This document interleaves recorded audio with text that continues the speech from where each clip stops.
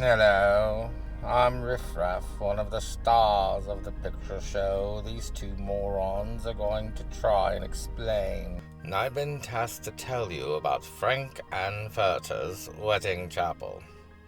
You see, at Frank's, you'll get the all-star treatment with such amenities as personal concierge service from Frank himself. In addition, a full dinner buffet will be provided for you and your guest.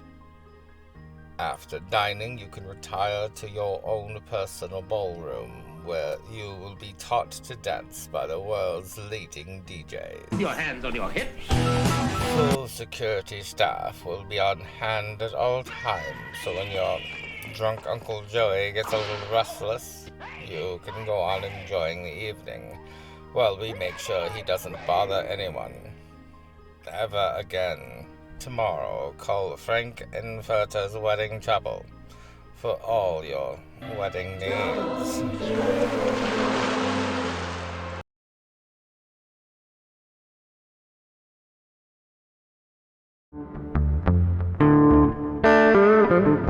Oh, man, I'm shocked to see you here. I thought you were taking some time off. I'm here to collect on that favor you owe me. God, how much is this gonna cost me? I have a dream script I've been working on for some time, and to pay off your favor to me, you are going to get the script made into a film. Sure, why not? If it gets you to stop complaining and gives me a chance to potentially make money, I'm all for it. So let's hear about this script you got. What's the name of it? The Rocky Horror Picture Show. Ah, it's one of your favorites, a horror film. It's a satirical horror musical. Because of course it is. It can't be any worse than some of the other batshit insane things that you pitched before. So, how does this movie start? We're going to have the opening theme song about picture shows being sung by a giant pair of lips. Michael Rennie was ill the day the earth stood still, but he told us where we stand. I'm suddenly regretting every decision I have ever made in my life up to this point. Once the title song is done, we then meet our main characters, Brad and Janet. They were just at a wedding for two of their friends, which causes Brad to propose to Janet. Hey, Janet. Yes, Brad. I've got something to say. Uh-huh. I say this with a very tepid tone. That's not too out of the ordinary. And he does it in song! Here's the ring to prove that I'm no joker. Oh, fine. I love you. Then a criminologist tells the audience he wants to take us on a strange journey. What? Who? Where? Well, he's in his office, but that's not important.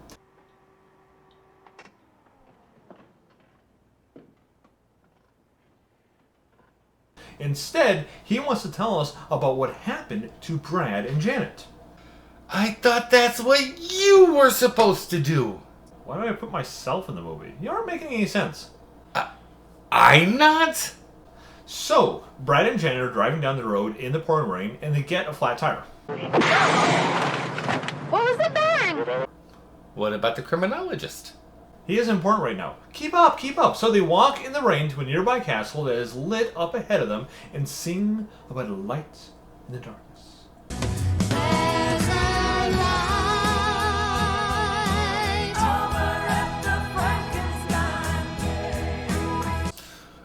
No. We just had a song. Yeah, but that was a lovey-dovey song, and this is a spooky and enlightening song. Completely different. So, the criminologist tells us that Brad and Janet had found a sanctuary. It seemed that fortune had smiled on Brad and Janet, and that they had found the assistance that their plight required.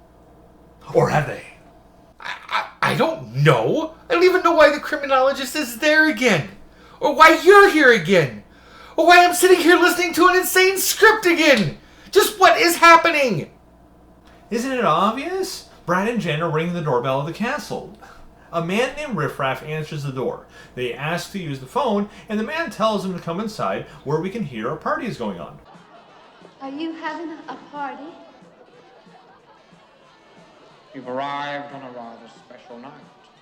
It's one of the master's affairs. So he's gonna let him use the phone? No, he's going to teach them how to do the time warp.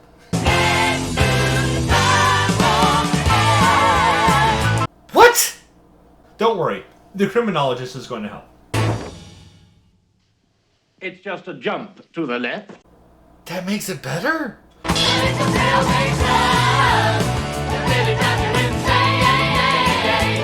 Well, if it gets to be too much, we are going to stop in the middle for some tap dancing. Huh? And then we'll go back into the song where the criminologist is really getting into it as he dances on his desk. It's just a jump to the left.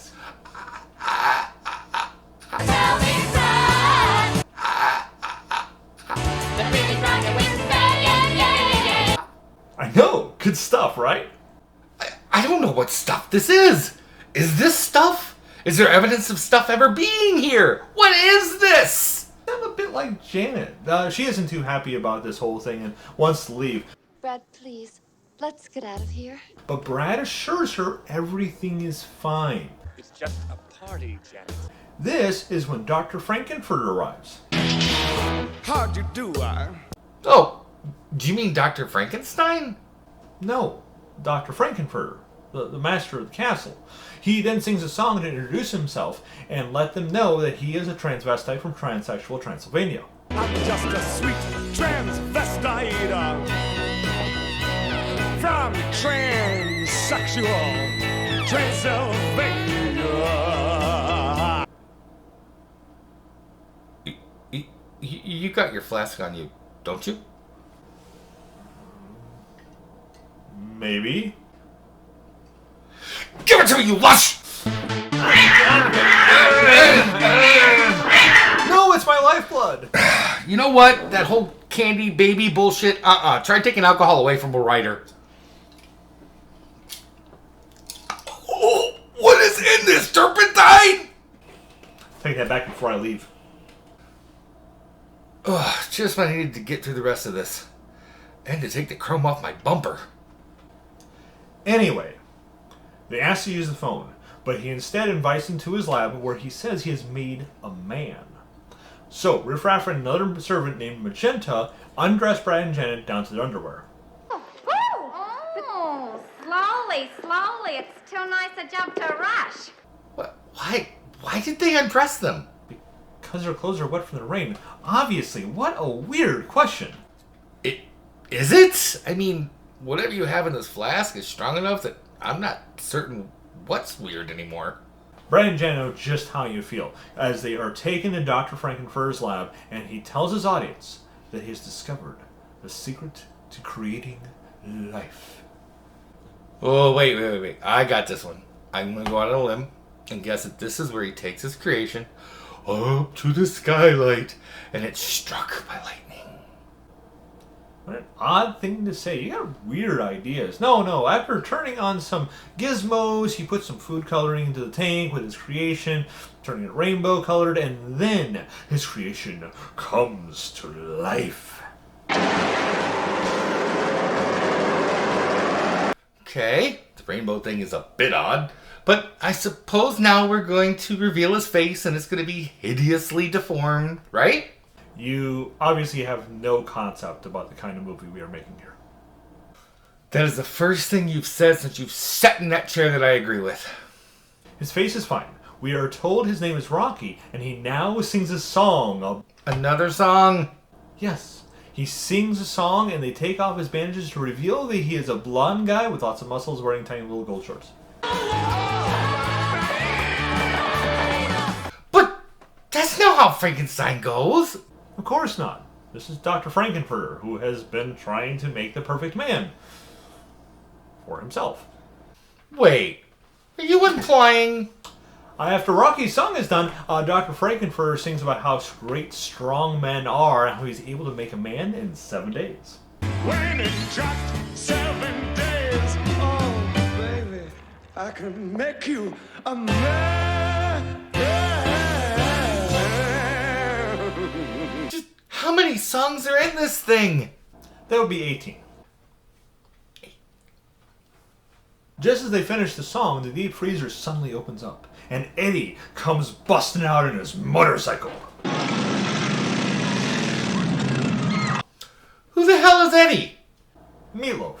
But he's also an ex-delivery guy who is the ex-boyfriend of the groupie Columbia and an ex-brain donor for Rocky. Although he might not entirely be aware of that last one.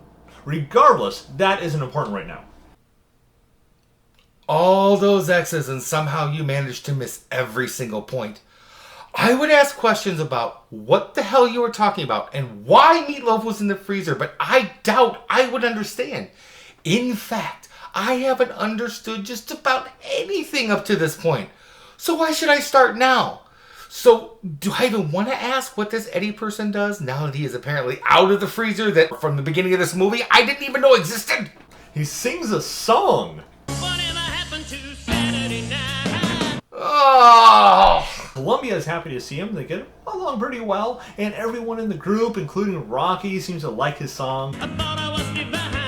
But Frankenfurter isn't happy about Rocky dancing Eddie's song.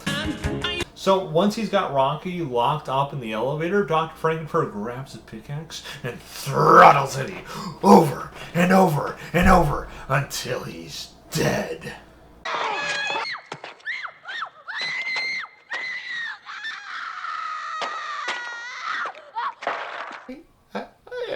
I have no idea what I'm listening to. One minute it sounds like a goth musical on crack. The next minute it sounds like a porno. And then it becomes a horror film. Oh, don't worry. Right after that, we go right back to another song. And the process just keeps on repeating. It's like disco. It won't die. Frankenfurter basically does a reprise of the previous song, and then him and Rocky go to his bridal suite. The guests leave, except for Brad and Janet, who are stuck there for the night and are shown to separate rooms.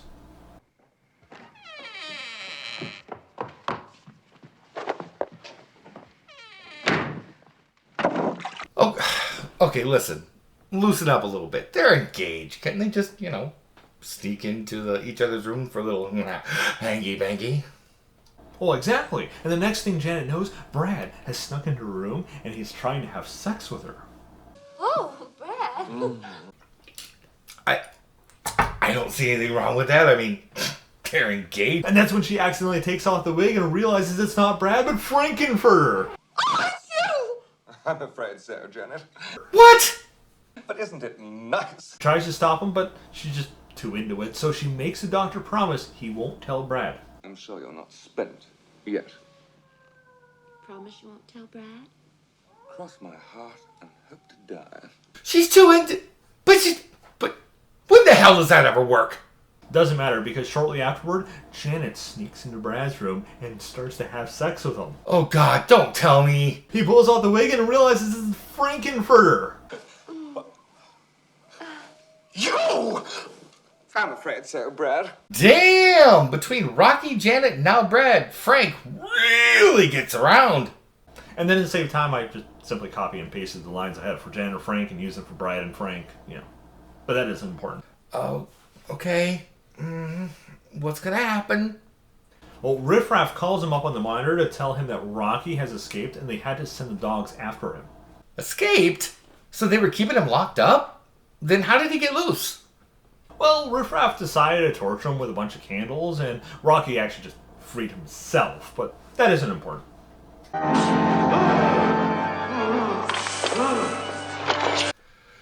You say that so often, I am starting to wonder if anything in the script is supposed to be important. Well, you see, Janet is all upset because she has cheated on Brad. And this is going to be a theme for the rest of the film?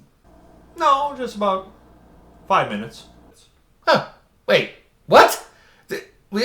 Why only 5 minutes? Because while wandering around, she accidentally turns on a monitor that shows Brad and Frankenfurter in bed. Wow, she flipped that switch quick. This is when she finds Rocky is hurt, so this is obviously when we are... Let me guess. Hold on. Shot in the dark, a little whoop into the bullseye. There's another song. No, we have the criminologist give us the dictionary definition for emotion. Mental state. It is also a powerful and irrational master. For what possible reason? So we can have another song! Why do I feel like this entire script is your way of trolling me?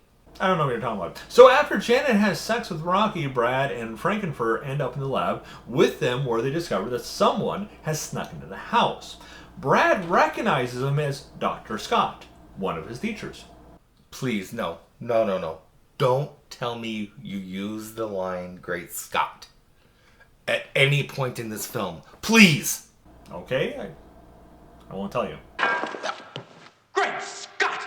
Anyway, Frankenfurter says the doctor has been spying on them for some time now, and now believes Brad and Janet are in on it. To find out, he forces Dr. Scott's wheelchair to come up the stairs and through a wall with a giant magnet. Where did you learn science from? Looney Tune cartoons? That's not how magnets work!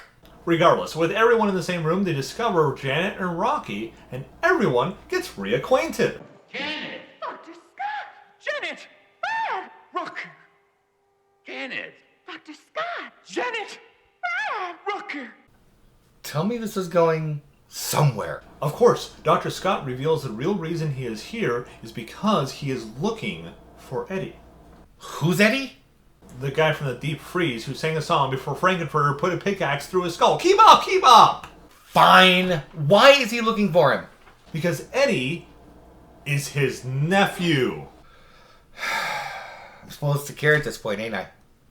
Only of course. So, dinner is then announced and everyone goes to the dinner table. Here, people talk about UFOs, Rocky's birthday is celebrated, and Dr. Scott tells us about Eddie. Let me guess. That's right, it's a song! From the day he was born,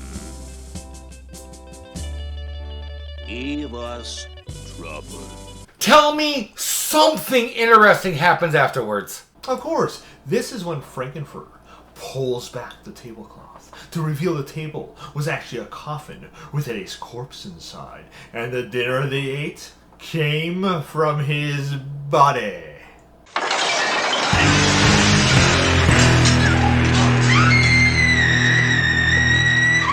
So you're telling me Frankenfurter is a bisexual transvestite scientist cannibal? And he is not too happy about the fact that Rocky keeps trying to console Janet. So, he chases Janet up to the lab while berating her and so. Better wise up, Janet Weiss. Your apple pie don't taste too nice. Can't he just berate her like, a normal person, yelling and screaming obscenities while calling her names? Like civilized people do. Who's to say singing songs that berate someone is abnormal for a bisexual transvestite scientist cannibal? Oh, just freaking get on with it! I can honestly care less at this point. So, they all end up back in the lab where Frankenfurter uses his machine to cause everyone to be stuck to the floor. My feet! I can't move my feet! My wheels! My God, I can't move my wheels. It's as if we're glued to the spot. How does that work? Don't worry. I explain it all in the movie. Then, for a nice change of pace, everyone berates Frank in song and tell him not to hurt Janet. But Frank just turns them all into statues one at a time. Although, I made sure to have Janet insult him once before she becomes a statue. You're a hot dog! And how does he turn them into statues? Exactly. Has he got a pet Medusa? No, it's his machine with the phallic-looking switches on it. Did you say something about phallic switches? Actually, I was going to have all the switches be phallic-looking, so just one of the machines. No time. Frank gets everyone ready for a big floor show, and we get our 3-part finale. Finally! I thought this thing would never end. I imagine a floor show in some horrific way to kill them all while he sings about it. And they, in turn, escape and sing about that. Is that about right? Even after all this time of me pitching strips, You simply cannot fathom my thought process. All of the psychiatrists and psychologists in the entire world, both past and present, could not fathom your thought process without heavy medication and or going insane first.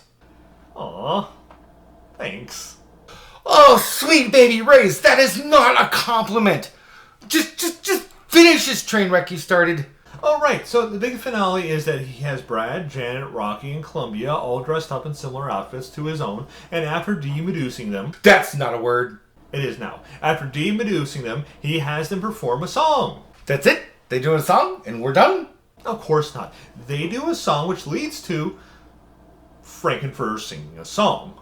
And now it's done.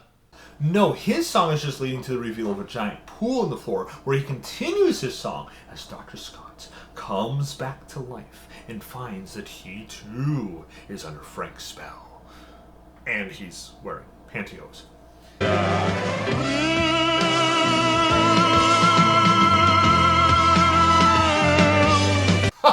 Damn, it's about time. You just do not know how comfortable they can be. I do not blame him a bit.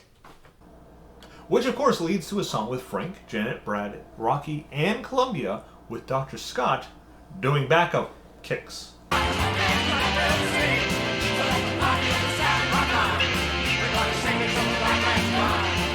Fine. Just tell me that's the end. Looks like it. Until Riff Raff and Magenta break down the door and announce that they are returning to their home planet of Transylvania in the galaxy of Transsexual, and that they are taking Frank prisoner. So, they're aliens. Yep, and so is Frankenfurter. So, what you're telling me is Frankenfurter is an extraterrestrial, bisexual, transvite scientist cannibal. Yep. And you had absolutely no clue to this earlier. Oh, plenty of clues, like Riff Raff referring to Dr. Scott as human, and Dr. Scott working specifically on UFOs, and Frankenfurter saying he's from Transsexual Transylvania. What? Did you think there was an actual place called that? At this point, I'm too drunk to give a damn.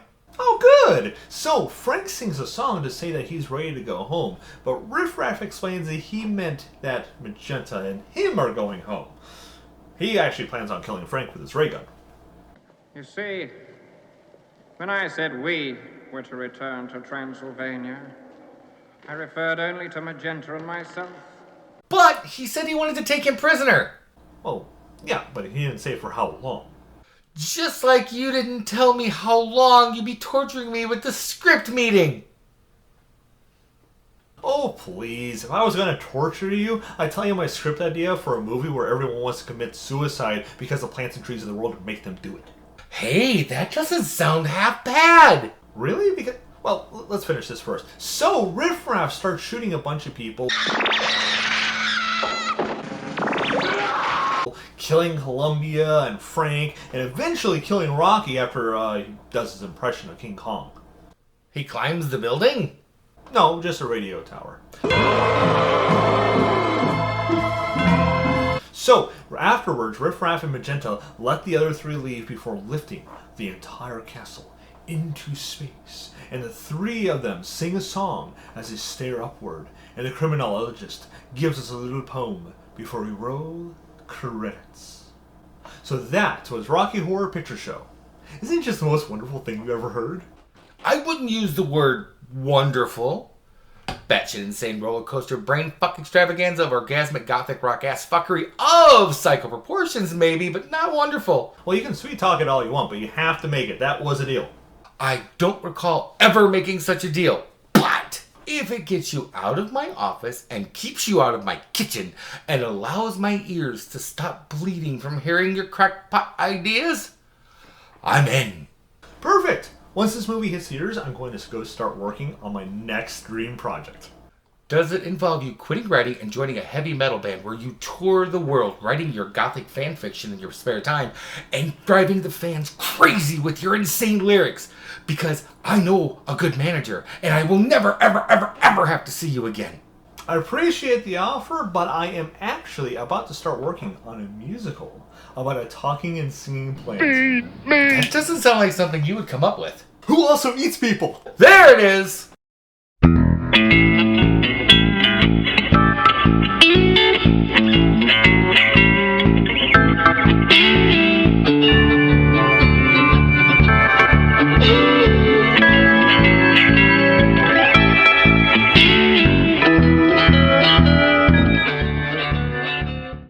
Then a criminologist tells us, no, I don't know what stuff this is. I don't know, like, how I read that line. That's not in the script. Me farting. oh no, that's not in the script. No. Really? Now I suppose they're going to reveal his face to be hideously. Oh! I can't see. I'm hurting my face. Oh please! If I was gonna torture you, I'd tell you my script idea for a movie where everyone's. I knew I was gonna. That's a new one. Ow. The home planet of Transylvania. Now I'm doing it. Now I'm ready. Yeah. I turned you on silent, you piece of living filth. Oh, I got caught. Yeah, dyslexia, get over it. Yeah. The funny thing is, where this came from is when I watched Rocky Horror for the first time. That's from. Oh, that isn't Duddins? That's not even a word.